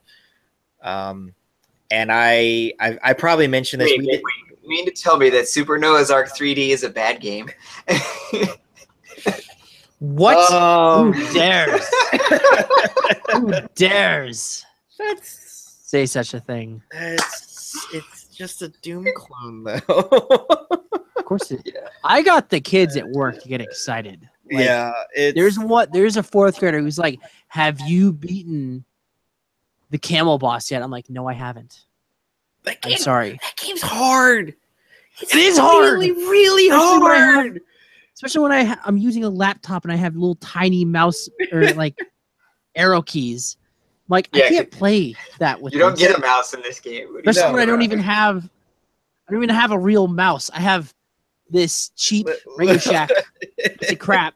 Did you say Radio Shack? It's wireless. Dang. That's wireless. Well, there's your problem. Then I You don't buy know your where the mouse at USB Radio Shack. Yeah, don't do that. Ugh, You should. I know. Is the connector for the USB dongle gold plated? Because that was their thing. at No, it's Radio not. Shack. I don't It's even know where the gold-plated. connector is. It disappeared, so I can't even use it now. Oh, It's like- nice. Yeah. That's. Which I realize you don't have to really use the mouse in Super 3D. Yeah, Noah's Super Ark, Noah's Ark but 3D. that's doesn't besides the really use point. a mouse. Yeah, I use when That's I besides the play point, though. when I play the Steam version, I use my Xbox 360 controller, and that's way easier than using a Super Nintendo controller, but Yeah. it doesn't help much. So, anyway, so what I was saying was this game kind of it let it be known across the world first person shooters do work on a console, which I would argue that Microsoft would not have been nearly as interested in purchasing Bungie and putting Halo on the Xbox had this not come out beforehand. I'm not saying it wouldn't have happened, because I'm still of the belief that the primary reason Microsoft bought Bungie wasn't because they wanted Halo on the Xbox, but because they thought it was funny that the game got revealed at a Macintosh event, and then the game didn't come out for Macintosh because they bought. Okay, that's not true. I think way later there's now a Mac version of Halo, but but it didn't happen. Yeah, it's almost like Microsoft bought Bungie just to spite Apple. Yeah, probably. Bill Gates was probably in the crowd at that. What do they call it? WWDC that they put on every year. And Gates was like, "Hey guys, watch this." He just did it for the lulz. Gates for the lulz is the original troll. Anyway, you guys have anything else to say about this wonderful game? Not really. If you have an N64, this needs to be in your collection. It does. I mean, yeah. This is like one of the reasons why the N64 is still, to this day, in my opinion, the ultimate party game console. Yep. Because, in part, because of GoldenEye. Yeah, and oh gosh, I had a point and I forgot. Sorry. That's if you've got every console, you can say like, oh, if I go buy an original PlayStation, what games do I buy? And usually everybody's a Final Fantasy VII, maybe like Twisted Metal and stuff. If you buy an N64, you got to have one of the Zeldas, I guess. Depending on what kind of person you are, you might say that needs to be Ocarina of Time or Majora's Mask. Even though I like Majora's Mask better, I don't think I would tell anybody that you should have that one over Ocarina of Time because it's so weird. Yeah. But then, and you got to have this game. Smash. You got to have Smash Brothers. You have to have, I would say, Mario Kart. Mario Party 2, I think, is the better one on the N64. 1, 2, and 3. Yeah, 2 is the best. Yeah. Come on. You don't like burning your hand on the control stick? No, and I don't like killing N64 controllers either. It's tragic. Yeah. Yeah, and then so Mario Kart 64. I was thinking that this list wasn't going to be very long, but I forget the N64 it had a lot. Even though it had a very rocky life, it's got really good games. Star Fox 64 needs to be on there. You got to have, whether you think Banjo-Kazooie is better than it or not, I think you have to have Mario 64. Yeah, no, I agree. You need to have Mario 64. In order, now I remember my point. If you want to appreciate video game history, GoldenEye is one of those games you got to have and play on its original console with the original controller. Because, emulators don't do it justice, and the Activision thing for Wii also does not do it justice. You have to have the original game on the original console to get a feel for it, because that's how it's intended to be played, and you need to understand where games have come from if you want to appreciate video game history. And so I would say the same thing for Super Mario 64. Is if you want to appreciate where 3D platformers have come from and understand the history of them, you need to start with Super Mario 64 and work your way forward. You can get Crash Bandicoot, Banjo-Kazooie, Spyro, and others. But, Super Mario 64 is definitely where you begin with that genre. And I would say first-person shooters on console, I wouldn't say begin with GoldenEye, but it's definitely one of the ones you need. Yeah. Here in the Wikipedia article under Legacy and Influence, it says Edge, which I'm pretty sure is a magazine, stated that Yes. GoldenEye 007 set the standard for multiplayer console combat until it was surpassed by Halo in 2001. So that was 4 years. 4 years that happened. So yeah, great game, great piece of history. Like I said, I'm the only one who has the game, and I don't have a way to stream my N64.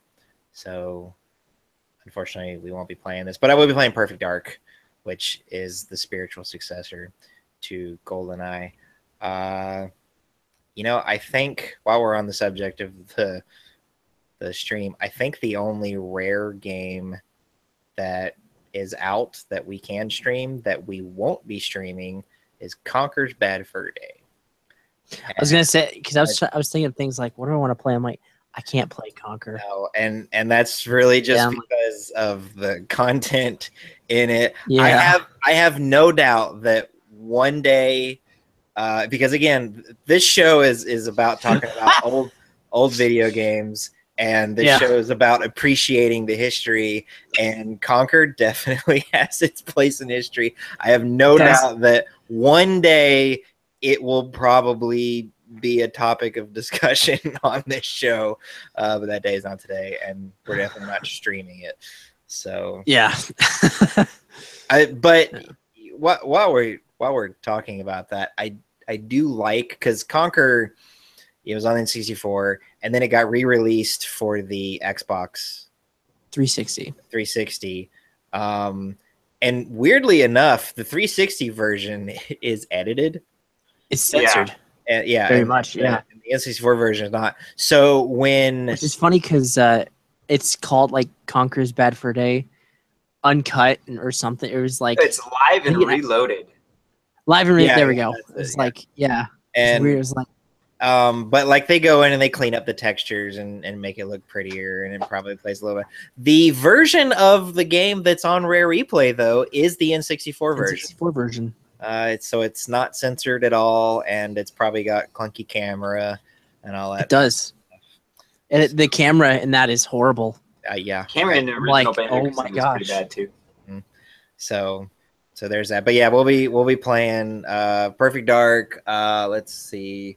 I have my Xbox One on, and I can see it. Let me go through. See, I have to go through because I still haven't been able to. I have to put the disc in and re-download. Oh yeah, you some should games. I think the only thing I have on there still is Banjo Kazooie. Yeah, because I had not a lot of room.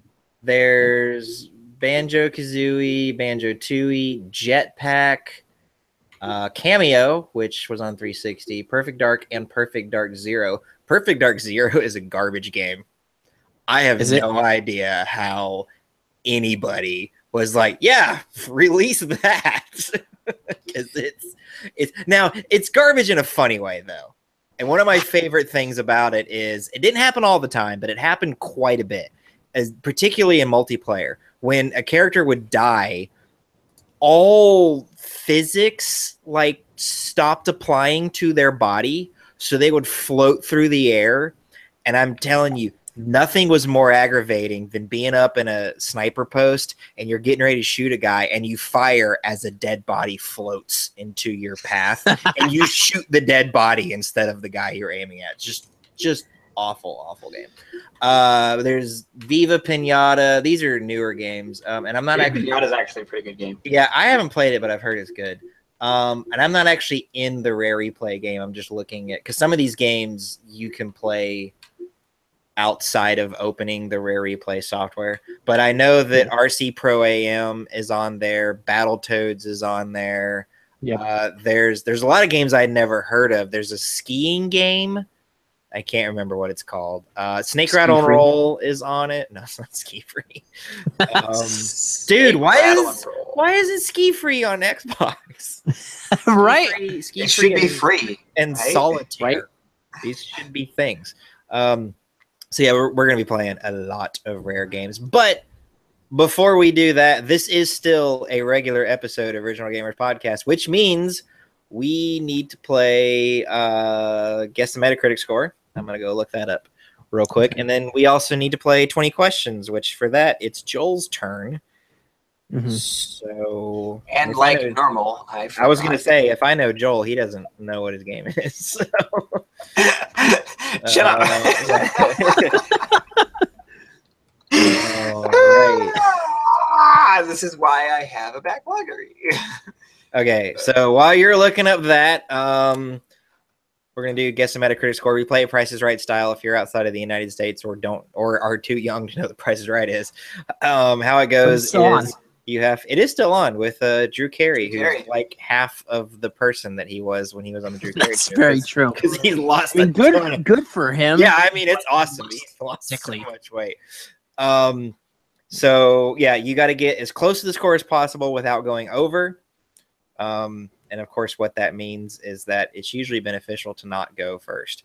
And we've always just kind of randomly let somebody go first, but I'm going to do it in the order that we rotate the games. So Joel, since it's your game next, you get to go first. What do you believe? Oh, and for the record, well, obviously this is for the N64 game because the N64, not that Activision. Yeah. So what is your guess for the Metacritic score of this game? Okay, so N64 version, I'm gonna shoot really high and say 90. All right. See, and based on last week and how high Majora's Mask is, that seems reasonable, but I don't want to go above that. So I'm gonna drop low. I'm gonna say like 70. Oh, he's gonna bet that Joel is over, and he's not. The score is 96. Holy cow! Yeah, which goodness sake, which would actually let me see high scores in Metacritic. No, I don't want the last 90 days. I want of all time, and that puts Goldeneye number one then. So number one is Ocarina of Time at 99. Oh crap! What? There's an ad playing. Stop it! All right. Ocarina of Time is a 99. Perfect Dark is 90. Has a 97, so it's number 2, and Goldeneye is sitting at 93. Oh, hang on a minute. 96. Are these? Because Majora's Mask. Hang on. This must just be N64 games. Because I was just noticing, like, this entire list is N64 games, and I know Grand Theft Auto is somewhere high up here. Okay, here we go. All right, so yeah, 1. I'm just gonna go starting at 1. I'm gonna go back. Ocarina of Time, Tony Hawk's Pro Skater 2, Grand Theft Auto 4, Soul Calibur, the Dreamcast version. Grand Theft. So for some reason, there's a difference between GTA 4 PS3 and GTA 4 360. GTA 4 is PS3 is 3 and it's 5 on 360. Oh shoot, what happened? Super Mario Galaxy, Super Mario Galaxy 2, Grand Theft Auto 5, and again it split the consoles up. So then down to 11 is Tony Hawk's Pro Skater 2 Dreamcast. Wow, I'm just gonna go down because I didn't realize how far down it was. So the highest scored 96, and I don't know how they determine that. Maybe it has something to do with the user score. It's Half-Life 2 at number 20. Goldeneye sits at 24. So that's just underneath. BioShock, Breath of the Wild is also 96. The PC version of Grand Theft Auto 5 is 21. So there you go. Top 30 games of all time is in here. Bad. All right. Joel, do you know your game yet? Yeah. He sounds really confident, so we're gonna go ahead and play 20 questions. How this works is we rotate what the game is gonna be, who gets to pick it. So Joel is next. Nolan and I have 20 questions to guess what that game is. So basically we have 19 questions to ask yes or no questions. And get hints, and if we get to 20 and we don't know, we just have to spit something out and hope we get lucky, which has happened before. It's happened before. It has. It's not unprecedented. So, Nolan, you like asking weird questions. I'm going to let you go first. Right. Let's see.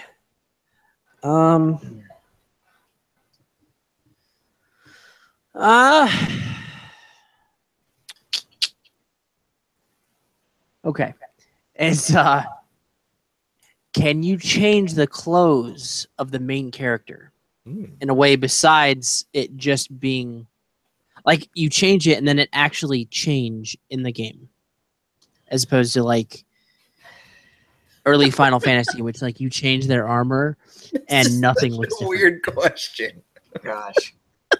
You know, what's funny is there is a game that's as old as Final Fantasy where when you changed, it did change. Mm-hmm. It's called Xanadu. Yeah. But So if you change the clothes, If it- assuming you even can. the answer is no. Okay.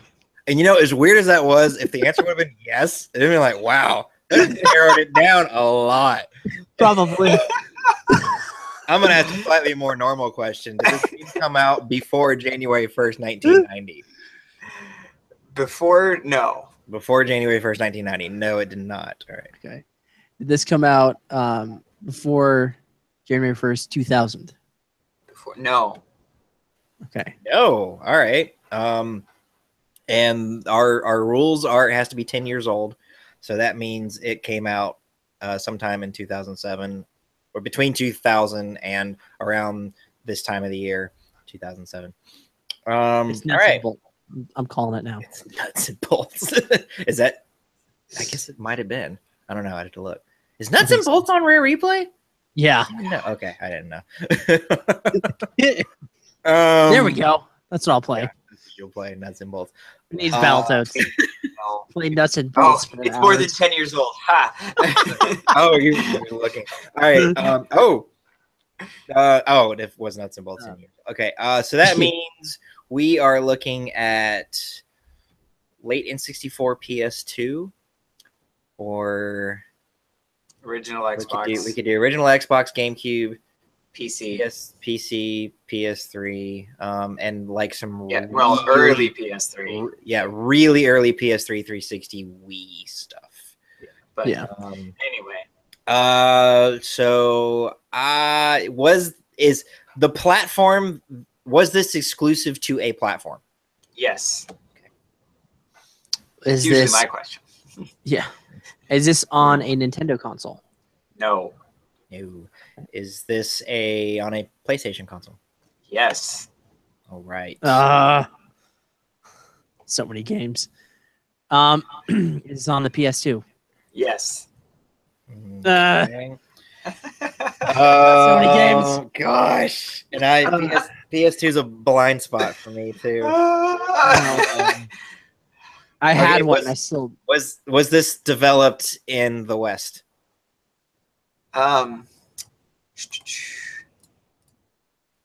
Yes. Okay. So it's 8 questions. This helps. It could be Insomniac, it could be Naughty Dog. which is literally what I was gonna ask. Is this Naughty Dog? No. Okay.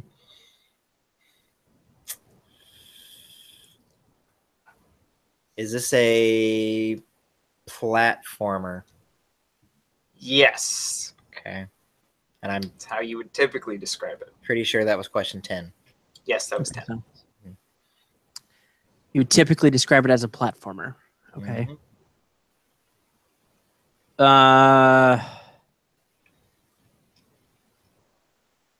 It's not Naughty Dog. See, I have no idea. I'm like,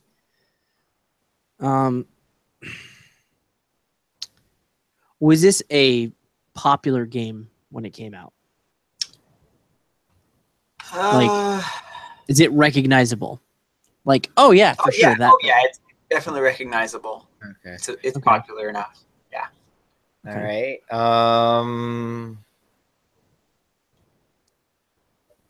Was this developed by a studio that Sony owns? Sony owns. I don't think so.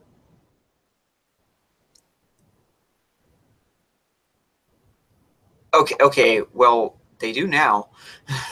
Okay. But maybe they didn't back then. All Not right. at the time, no. Not at the time. Okay.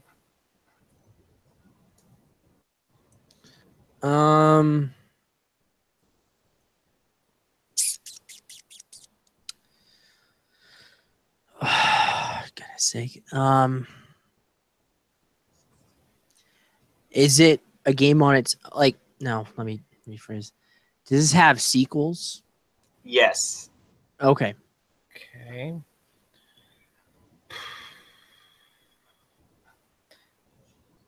It's a platformer. When did... I feel like that was PS3. Ratchet and Clank didn't come around until PS3, right? No, it was on PS2. Was it on PS2? Okay. Yeah. It it came out at like the same time as Jack and Daxter, pretty much. Yeah. Is the character that you play human? No. No. All right. That was 14. Yep.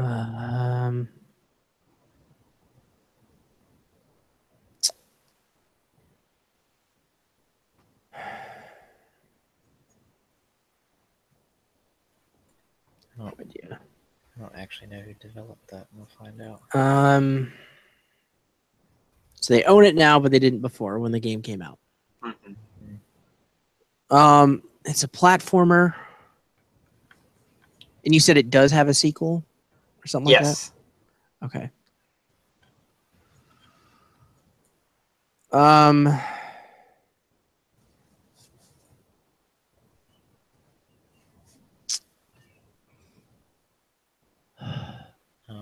Have we done a game related to it? Have we done? Yes. Oh, Okay. I might actually know this then. Oh. I don't. Well, hold on. Let me double check before I get all excited. No reason. I want to pull up our list of games. So okay. Like I might know. Can I jump you here, Patrick, real quick? Yeah, go ahead. Okay. Is this Ico? No. Oh. Okay. So do you need a hint? No, hang on. I'm looking. Let's Because see. that was 16. Yeah, we've done Sly Cooper. We've done It's like Cooper. Yes, we've done Sly Cooper and the Thieves, Raccoonus. Actually, I don't see any other games that are okay. So I'm just gonna ask: do you play a raccoon? Yes. Okay. Okay. Is this whatever Is this Sly Cooper 2 is called? Yes. Okay. So the 15th anniversary of the first Sly Cooper game is September 23rd. Okay, so it came out September 23rd, 2002. And so I figured, well, since the anniversary of the original game is coming up soon, we might as well do the sequel since we've already done the original game. Yeah. So Sly 2 came out September 14th, 2004. And obviously the sequel, the Thieves Raccoonus, this one is called Sly 2 Band of Thieves. Oh, that's right. Band of Thieves is 2. I was thinking it was Honor Among Thieves. That's number 3. No, that's Uncharted. Oh, yeah. So is that not? Yeah, Honor Among Thieves is Uncharted. That's Uncharted 3. It's not Sly 3. No, okay, hold on. I gotta look this up. Oh wait, now. Sly 3. I'm almost positive. Sly 3 is called Honor Among Thieves. I'm on the. Yeah, I'm like no. Like hold on. What is Uncharted then? Because Uncharted had something about that too. Drake's Deception. Among Thieves. Uncharted 2 is Among Thieves. Okay. Yeah. So it's part of that quote. All right. Okay. That's like the quote is there is no honor among thieves. And like Sly 3 turns it on its head, and then Uncharted 2 just takes a bit of it. So yeah. Right. So the game was developed by Sucker Punch. Yep. Yes, was not owned by Sony at the time, but is now owned by Sony. It came out on... It was on the PS2 originally. Then there was the re-release on the PS3, the Sly Collection in HD. Yes. Yeah. And it's also on the PS Vita. Indeed it is. So there you go. It's That's also the HD collection. So since it's on the PS3 and the Vita, I'm sure we talked about this when we did the first Sly Cooper, I'm sure it's in the PlayStation Store. If you want to do that, you can probably also buy a disc on Amazon or some used game store. So now I don't know if I actually have this game or not. I know I have the first one on PS2. Yeah. Yeah. And if I remember right, I never actually was able to play the first one. So, but anyway, that's that. We need to do some plugs real quick, and then I'll tell you audio listeners about the music. And actually, you audio listeners are going to be getting this episode quite a bit earlier than you normally get the show, because when we get done here, I'm up to stream first, and then when Are you first? I thought Joel was first. Well, I was gonna go. Yeah. Patrick was out with a hurricane. Yes, but right. I'm gonna go ahead and go first, and that's mostly because my studio is my bedroom, and I have a wife who wants to go to bed at some point tonight. So I'm gonna go ahead and get some streaming done, and then we'll go to sleep, and I'll be back in the morning. But I am gonna go ahead and edit the audio version of the podcast and have it up quickly, so that if you are listening to the audio version and you missed us here, then you can know that we are in the middle of our Rare-athon 24-hour live stream to raise money for Extra Life and Le Bonheur. If you're watching this, you can find the donation link in the description below, which is www.extra-life.org/team/35691. That's our team number. You can go in there and donate some money. Let me see how I'm going to click donate and see what it lets me do. So I have to pick a team member. I guess you pick whichever one of us you like the most. Is that really how that works? Yeah, it told me to pick a team member, so you can pick a team member and go in here. Like the most.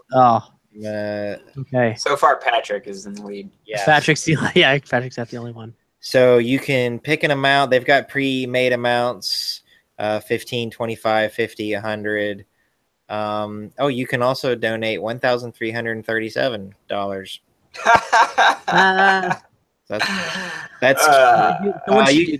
You can choose another amount. So they'll take Visa, MasterCard, American Express, Discover, or PayPal. If you want to send a check, there is a way to do that. You'll have to go through and figure that out, because I'm not about to mess with that, and I seriously doubt anybody's going to want to send a check. But it can be done. So go check this out. If for some reason the link's not working, which I don't know why that would happen, just go to Extra Life and search for CrossForge Gaming, and you'll find us on there. And remember, if we get to our goal of $500, $500 for every hour that we are still streaming, after that happens, I will go through my list of games and I will give one away.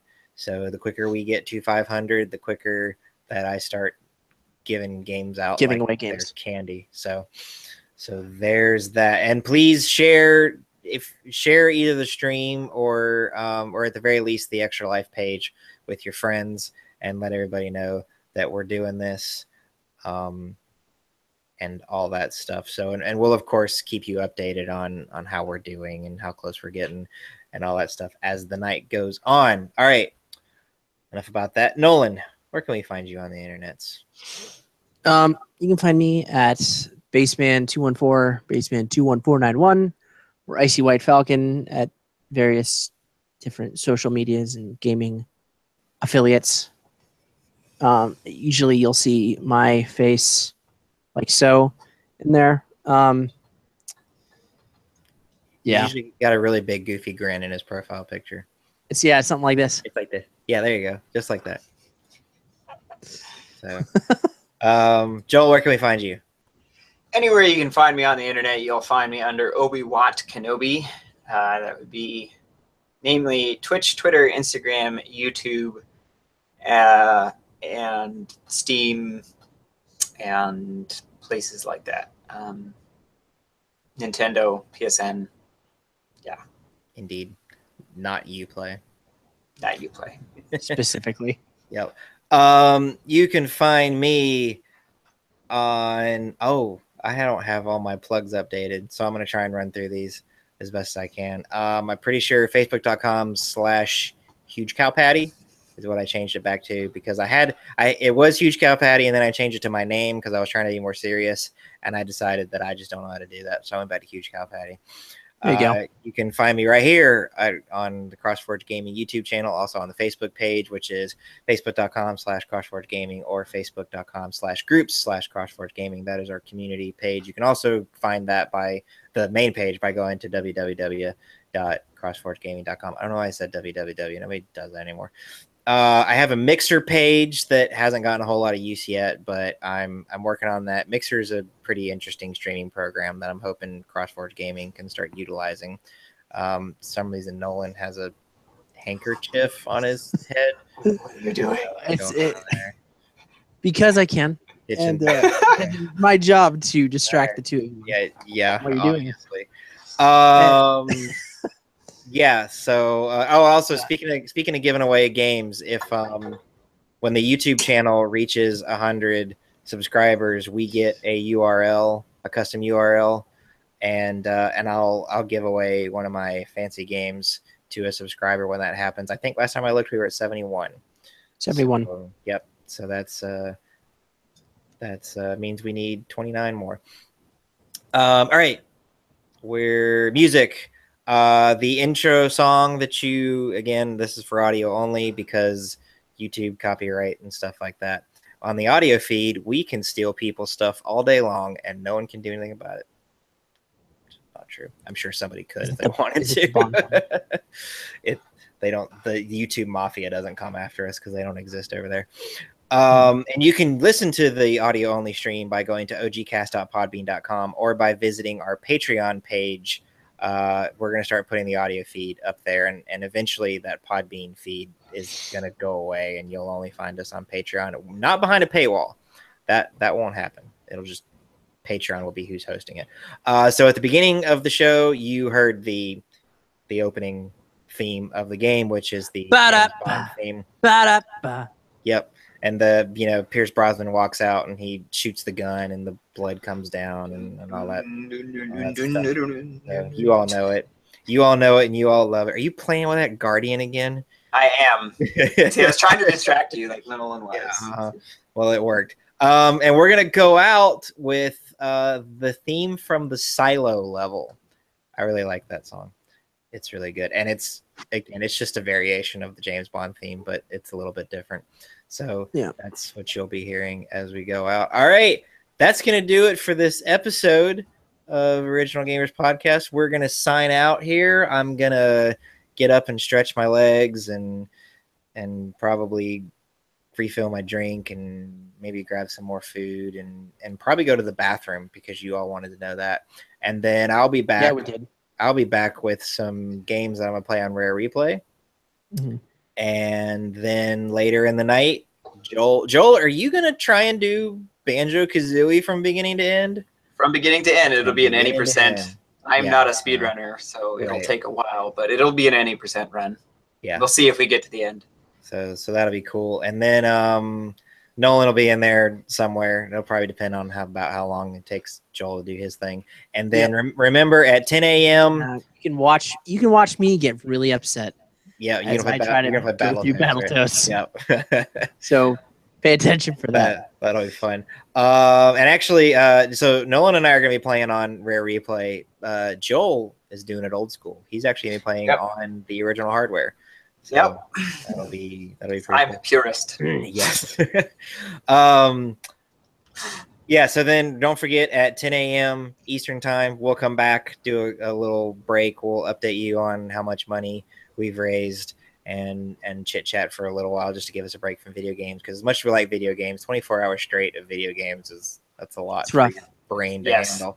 And then multiples of us, so that makes it a little bit easier. Yeah, that does make it quite a bit easier. Past years doing Extra Life by myself was really hard. Oh man. So and then sometime after that, we'll stream more games, and then at 9 p.m. Eastern time, we'll come back and close it out and have a big party. So that's going to do it for us right now. I love you guys, and I will see you all back here in a few minutes. Have a good one. Bye, everybody. Be good, humans. Bye.